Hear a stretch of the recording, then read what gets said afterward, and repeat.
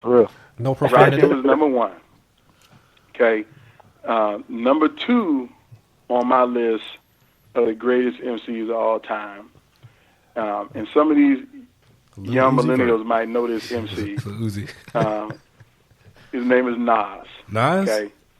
Number Nas two? is two on my list. Is Nas getting with Nicki Minaj? Uh-oh. I knew you was going to have Nas in the top five. Hey, Okay. Is Nas getting that? Gun. Yo. I want you to know that. Fake news. Fake news. Les Brown trashed Illmatic. Lance Brown That album was not good. Listen to Billy. Illmatic. I bet you Lance Brown is a Dallas Cowboys fan. Too. I am, yeah. See, that's what's wrong. That shows you he ain't in his right mind. You a Deadskins though. Irrational. Okay, he's irrational. Man, that album you cannot listen. Hey, Lyles agreed that it only had like 2 tracks that you could actually like listen to like that. No, I said from like a. No, he didn't say that. No. I did not say that. Trying to get you, Lyles. He tried to get you. Yeah, I think Skeez might have said that. Man, let me explain to y'all something. The reason why you're too young to even fathom the concept of Illmatic is because you don't know what hip hop was fully before Illmatic, and you don't know how it changed the game. Like Nas's album was literally the first album in the history of hip hop where you had multiple producers producing an album together. So before that, if I was, Big Daddy Kane, Marley Marl did all 12 beats on my album. Okay, if I was LL Cool J, Bobcat would do my whole album. So you had one producer who had a thematic framework for how he did albums. Okay, but when Nas did Illmatic, you had LES, you had Premier, you had Q-Tip, you had Large Professor. So Nas fundamentally changed the game of hip-hop because his album did not have the same kind of theme and continuity that other albums before it had. And after it, like today, just think about today. There rarely is a successful hip-hop album that only has one producer who produces everything on the album. Okay? I mean, just go back to The Chronic. The Chronic was 92. Dre did everything on The Chronic. Okay? Yeah. But think about how many Jay-Z albums got multiple producers on them, Premier and Kanye and this person, No ID and this person. Nas broke the mold and made that innovation that made it possible. That's number one. Number two, what made Nas the realest is that he told stories in the context that nobody had done it before, okay? And so that's why I put him up there. And then the next reason why I put Nas on the list is because if you look at every album that Nas made, the next album was very different from the previous one that he made. And so he made a lot of his fans angry when Illmatic was done and he did his second album, It Was Written. There are a lot of people who hated Nas because It Was Written was not like Illmatic, and God's Son was not like that one before it, and the Nigga album was not like any album before it. And so Nas is an innovator in a street poet. So that's why he's number 2 on my list. Okay. Number 3 on my list. How the hell you got 3 valid points? How the hell do you always have 3 valid points for any point that you bring up? Yeah, 3. He's like number 1. I was like, again? Because he's a politician. I was like, damn. No, it ain't got no politics. I'm talking about 3 like legit points for everything we talked Because about. that was a good spin, but it's still, I mean, the background sounded good, but it's not listenable. Just so you know the science behind the warfare, just so I can break it down and forever let it be broke. Okay. Number 3. I have one rule in life. Never, ever get into an argument with somebody about a subject unless you can guarantee that you know more about it than they do. There you go. So that means if you don't hear me talking about something, then that means I don't know more about it than you do. But if you hear me talking about it, your game better be so tight on your knowledge around that subject matter that you can do battle with me. And so, so for every battle I do, I spend 10 months in the gym sparring with myself before I come out and do battle with somebody. Do you realize on this podcast I learned Hold on.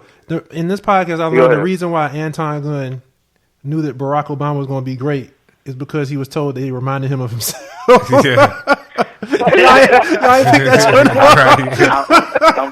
I'm glad somebody finally picked up on that. I've been silently laughing about it the whole time. We'll go get you. That's the number one criteria. Yeah, he reminds me of you. Hey, I think that Senator June argues the opposite of that way. Yeah. Yeah. Contrary. So let me get to number 3. Let me give y'all number 3. Okay. Number 3 greatest rapper is Chris Parker, a.k.a. KRS-One. Okay. Just, multiple reasons why, but I think he just put out an album last week. Y'all probably never buy it. No millennial ever buy it. But the man is still doing the culture the most authentic job of anybody in the game right now. And his album that he just came out with, he made the majority of those beats right here in Columbia, South Carolina, and y'all didn't even know that. Didn't even know We it. didn't. No. Oh, wow, yeah, I ain't know that. Dang. And then I got the chance to rhyme on stage with him last year, so that was like incredible too. So anyway. What? So, I saw that rapping? pic. You rapping too? Man, look here. Man, 13s do anything, bro. I can do it. So number 3, KRS-One. Number 4, and this will shock a lot of people because, again, I'm going overall MC. I'm not even going to just straight lyricist. Is LL Cool J. LL Cool J. And the reason why I put LL Cool J on that list is because you can't name another rapper who had a hit song in 1980, 1990, 2000, 2010. Yeah. Okay? Yep. That's 4 decades of music, okay? And so, longevity. I mean, he's the GOAT. I mean, just on longevity alone, he would be the GOAT, but he's made some incredible music that people still rock to this day if you're a classic MC like from every decade too. But he kind of took that. He took that Houdini formula and ran with it and put a little bit more street edge to it. And then 50 Cent copied that shit like 20 years later. Oh, he sure did. Correct. Yeah. Correct. Man, what's on them pink Correct. cookies in the And plastic bag? the fifth, and this is, my personal and sentimental favorite because I believe that I am the man I am today largely because of his lyrics and the way he carried himself as a musician and an artist and the way that he does it today. And that's the lead rapper, the rhyme terrorist of Public Enemy, and his name is Chuck D. Okay? And, some people will say, man, he don't even rap good, or he ain't even this, or he ain't even that, he ain't even that. That's fine for you to say that, but as a teenage black man in America that had no self-consciousness about who I was as a man and my role in this world, it was Chuck D who spoke life to me and all my friends. And when I knew he was real is when he was interviewed on television. They asked him, they said, Chuck D, you done made It Takes the Nations a Million. The album is hot. It's selling a lot of records and making money. So what's your goal? Is your goal to go platinum and, make $1 million? Chuck D said, nah, I don't even care if I go platinum, and my goal ain't to sell 1 million records. He said, well, what's your goal? He said, my goal is to create 5,000 new black leaders in our community and change our community. Wow. And me and the 12 of my friends who were all teenagers in middle school and high school at that point, I was 10th grade at that point, we all said that we're going to be one of those leaders that Chuck D is talking about. That's what's up, man. That's crazy. Wow. And I can tell you this, you think I'm doing things, okay? One of my boys who was in that room when we all decided we were going to be leaders was the second African-American partner at KPMG, one of the largest consulting firms in the world. Second black partner is who he is because of Public Enemy's music. That's crazy. What about two of Creekmore's top 5? Has got Lil Yachty. No. Have you heard of Lil There Yachty? you go. There you go. There you go. Lance Brown up there talking about some. What is your Lil Uzi Vert. what is your take on the school? state the state of hip hop right now? Kodak. Okay, Yeah. so before I'm gonna answer that question, I'm gonna go ahead and hit Lyles in the mouth right now.